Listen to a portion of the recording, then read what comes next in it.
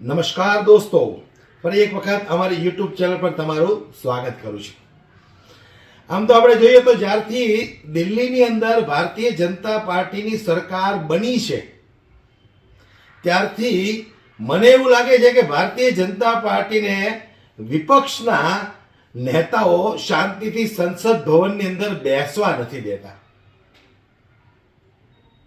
આમ આદમી પાર્ટીના નેતાઓ એમના ધારાસભ્યો છે વિપક્ષની ભૂમિકા બજાવવા માટે સંસદ ભવનની અંદર બેઠા હોય છે ત્યારે એક પણ એવો પ્રશ્ન પૂછે તો ભારતીય જનતા પાર્ટીના નેતાઓથી સહન નથી થતું।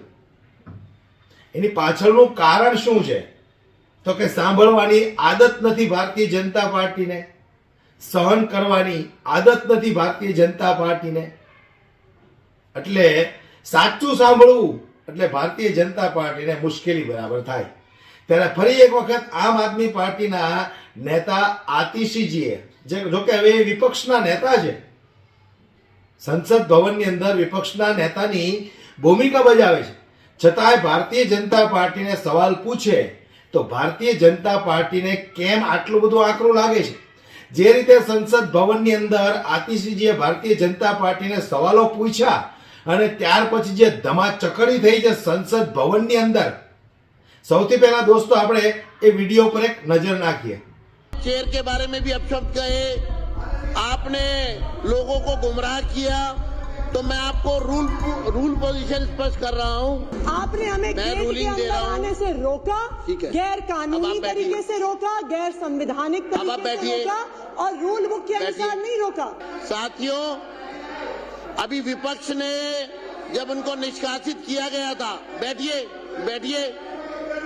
तो आज सदन में आतिशी जी यहाँ उपस्थित हैं, विपक्ष यहाँ पर उपस्थित है। मैं रूल पोजीशन आपको स्पष्ट करना चाहता हूं क्योंकि सदन से बाहर जाने के बाद आपने चेयर के बारे में भी अपशब्द कहे, आपने लोगों को गुमराह किया, तो मैं आपको रूल पोजीशन स्पष्ट कर रहा हूं। 277 के 3 में डी मैं पढ़कर बता रहा हूं आतिशी जी आपको, और भविष्य में भी आपको ध्यान रखना होगा कि सदन की सेवा से निलंबित सदस्य सदन के परिसर में प्रवेश करने से और सदन और समितियों की कार्यवाहियों में भाग लेने से वंचित रहेंगे। आपको जो सदन के परिसर से सभी विपक्ष को बाहर किया गया था, उद्दंडता के तहत उसका अर्थ है कि परिसर से बाहर जाना, परंतु अध्यक्ष किसी निलंबित सदस्य को तदर्थ प्रार्थना किए जाने और सदन के परिसर में किसी विशेष प्रयोजन के लिए आने की अनुमति दे सकेंगे। तो इसलिए इस विषय पर अगर आपको कुछ कहना होगा तो मैं आपको समय दूंगा।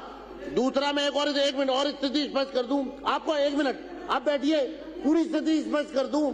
2 मिनट बैठिए, आप 2 मिनट बैठिए। मैं आपको देखिए, सभी सदस्यों को मैं रूल बुक की स्थिति स्पष्ट करना चाहता हूं क्योंकि भविष्य में सदस्य ये ना कहे कि हमको जानकारी नहीं थी।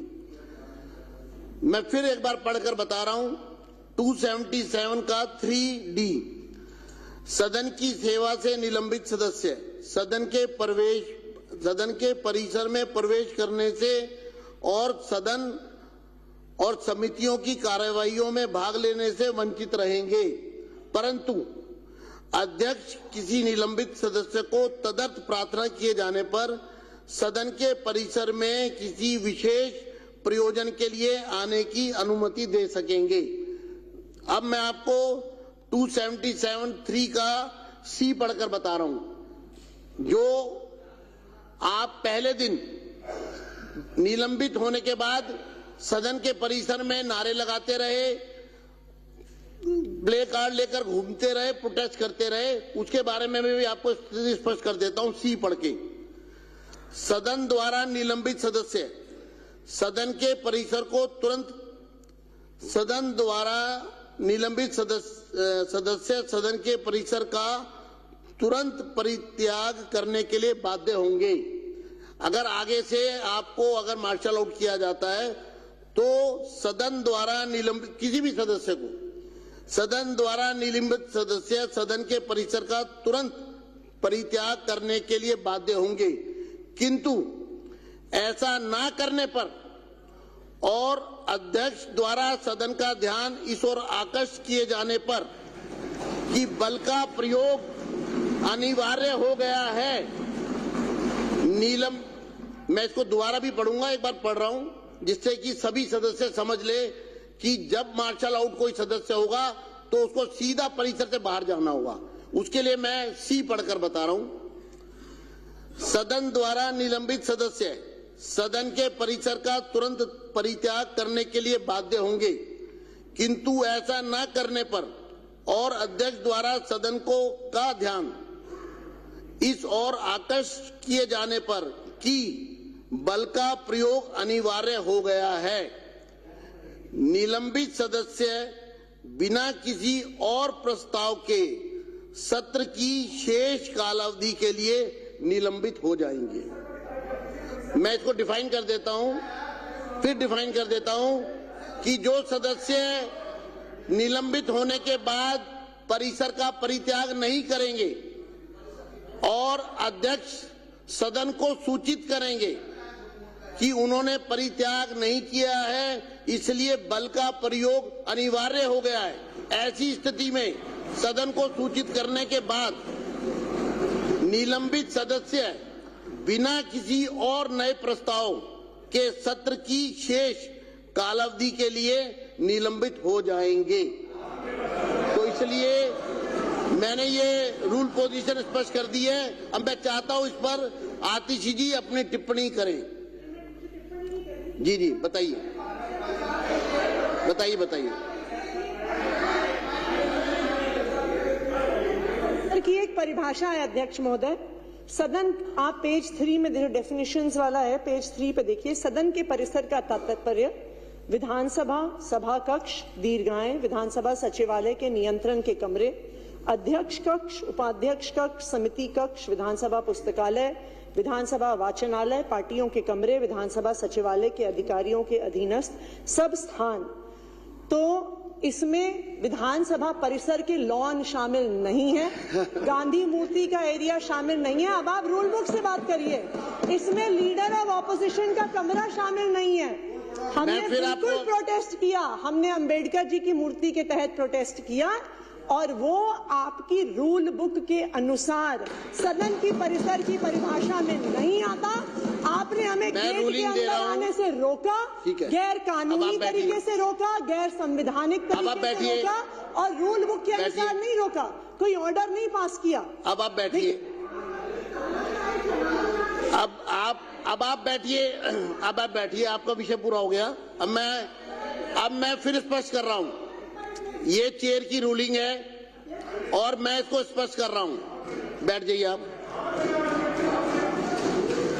सदन के जो डी है वो पूरी तरह स्थिति को स्पष्ट करता है।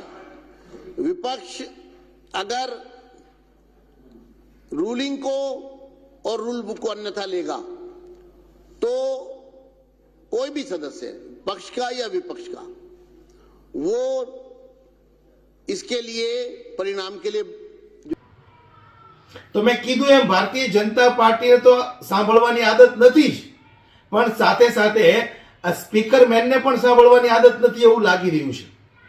એક સવાલ ઉપર આટલી બધી ધમાચકડી મચી જાય છે।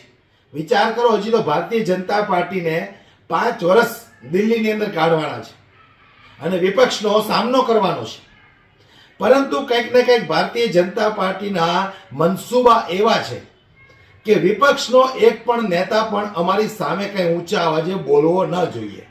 પણ આ તો આમ આદમી પાર્ટીના નેતાઓ છે, ઈમાનદારીથી પોતાનું કામ કરવાવાળા નેતાઓ છે। જ્યાં પણ ખોટું થશે ને આમ આદમી પાર્ટીના નેતા ચોક્કસથી અવાજ ઉઠાવશે। ત્યારે એવી જ ઘટના આજે અહીંયા બની ગઈ। જે રીતે આતિશીજીએ સવાલ પૂછ્યા અને ભારતીય જનતા પાર્ટીને આકરું લાગી ગયું, એમની સરકાર, એમના નેતાઓ, ખુદ રેખા ગુપ્તા દિલ્હીના મુખ્યમંત્રી, એમને પણ આકરું લાગી ગયું। ત્યાર પછી આતિશીજીના કેવા હાલ થયા એ પણ તમે જોયા દોસ્તો. હાલ વિડીયોમાં બસ આટલું જ. આવા જ વિડીયો જોવા માટે અમારી યુટ્યુબ ચેનલને આજે જ સબસ્ક્રાઇબ કરીને બેલ આઇકન પ્રેસ કરી દો. ધન્યવાદ.